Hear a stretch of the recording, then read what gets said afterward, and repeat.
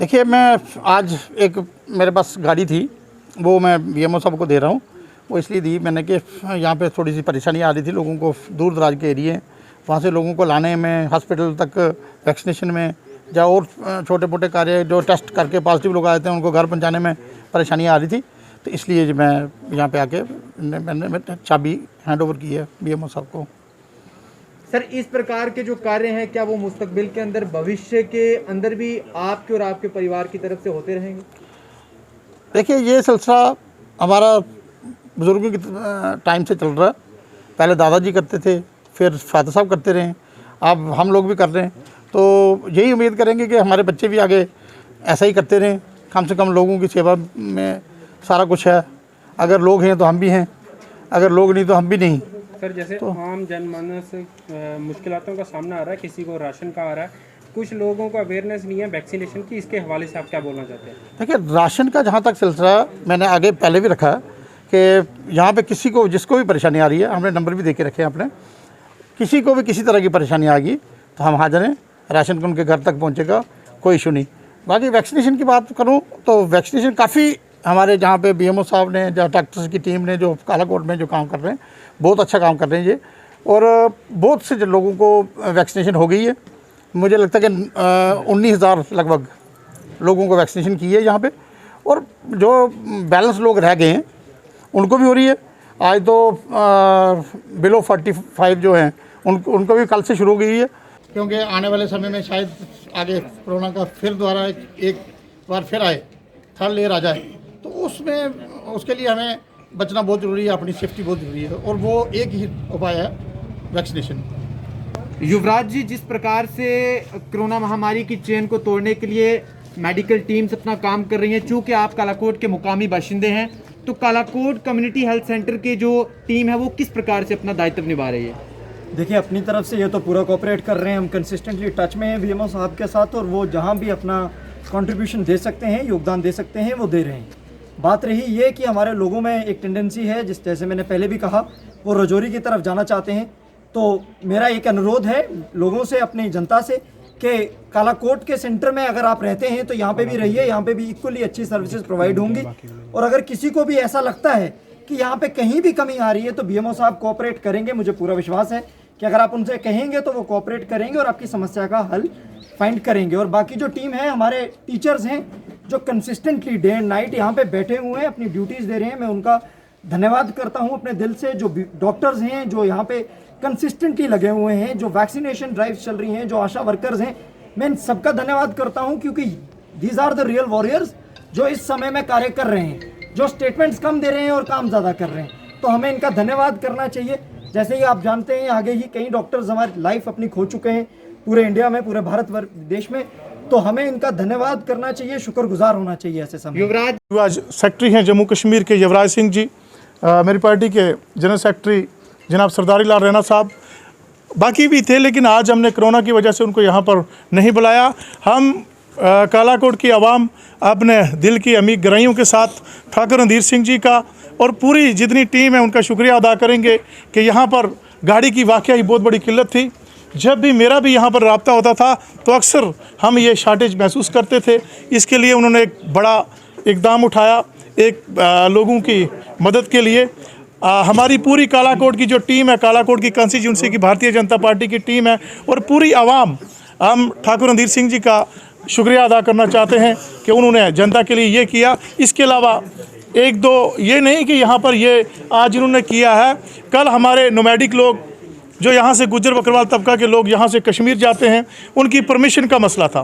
पिछले 3 दिन से लगातार राब्ते में रहे और डीसी ऑफिस वहाँ पर हमारे एडीसी साहब जो शेर सिंह जी हैं वो यहाँ से चले गए हैं, बदल गए हैं, और बड़े अच्छे ऑफिसर थे, मदद करने वाले। वहाँ पर भी वो लोग ब्रह्मगाला में जाके रुके हुए थे, कोई हल नहीं था। तो यहाँ से इसी टीम में से कुछ लोग भेज के उनकी परमिशन बनवा के व्हाट्सअप करके वहाँ पर एसडीपीओ साहब को और सबको भेजा, तो वो लोग बाहरियत यहाँ से कश्मीर में पहुँच गए। इस तरीके के काम ये यहाँ जनता के लिए कर रहे हैं, मैं इनका मशकूर हूँ। और आपसे एक मांग करना चाहता हूँ कालाकोट की, जो मेरी मीडिया के तहत यहाँ हमें कालाकोट के अंदर पानी की बहुत बड़ी किल्लत है। अभी भी मेरे भाई युवराज सिंह जी को कम से कम 10 फ़ोन आ गए हैं, ठाकुर साहब को भी बराबर फ़ोन आ रहे हैं। यहाँ जो महकमा मैकेनिकल है और PHE है, उनका आपस में तालमेल ना होने की वजह से आम जनता जो है वो बड़ी नज़रअंदाज है। उनकी खस्ता हालत है। 3 दिन से लगातार एक मोटर आके मोगला में रखी हुई है, लेकिन छिड़ा जाने वाला कोई भी नहीं है। वो एक दूसरे पे लगा रहे हैं। मेरी महकमा PHE से गुजारिश है कि आपकी इस आपसी लड़ाई की वजह से अगर हमारे लोग सफ़र हो रहे हैं, तो भारतीय जनता पार्टी की टीम जो ठाकुर रणधीर सिंह जी की क़यादत में यहाँ काम कर रहे हैं, हम खामोशी से नहीं बैठेंगे। लोगों के ये मसाइल हल होने चाहिए। इसी तरीके से दाली है, केरी चाबर है, मोगला है, या ये दंगेओट का इलाका है, पूरी कालाकोट की बात करूंगा, वहाँ पर पानी की बहुत बड़ी किल्लत है। इनके पास एक ही टैंकर है, वो भी हैंडीकैप्ड है, किसी जगह नहीं पहुँच पा रहा। तो इसलिए उस महकमा को आपस में तालमेल करके उन पानी की जो दिक्कत आ रही है उसको दूर करना चाहिए। इसके साथ जो परमिशन बनाई जा रही है वाया मुगल रोड कश्मीर के लिए, अगर वो लोग गाड़ी लेके यहाँ से कश्मीर की तरफ जाते हैं, उनको वापस नहीं आने दिया जाता। वो एक सबसे बड़ी मुश्किलात का सामना करना पड़ता है, क्योंकि वो लोग फिर जब दूसरी तरफ से आना पड़ता है, वो गाड़ी वाला वो डेरा लेके नहीं जाएगा, नोमैडिक लोगों को लेके नहीं जाएगा। उसके साथ अगर वो राशन लेके जाते हैं वो भी किल्लत आती है।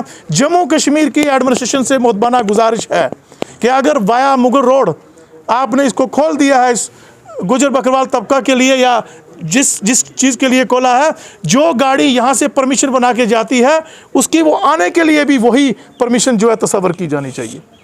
शुक्रिया, खुदा हाफ़िज़। धन्यवाद सर। तो बेनिफिशियल साबित हो गया हमारे लिए, क्योंकि हमें पेशेंट जो है शिफ्ट करते हुए थोड़ा 108 या 102 पे कॉल करते हुए हमें टाइम लग जाता था।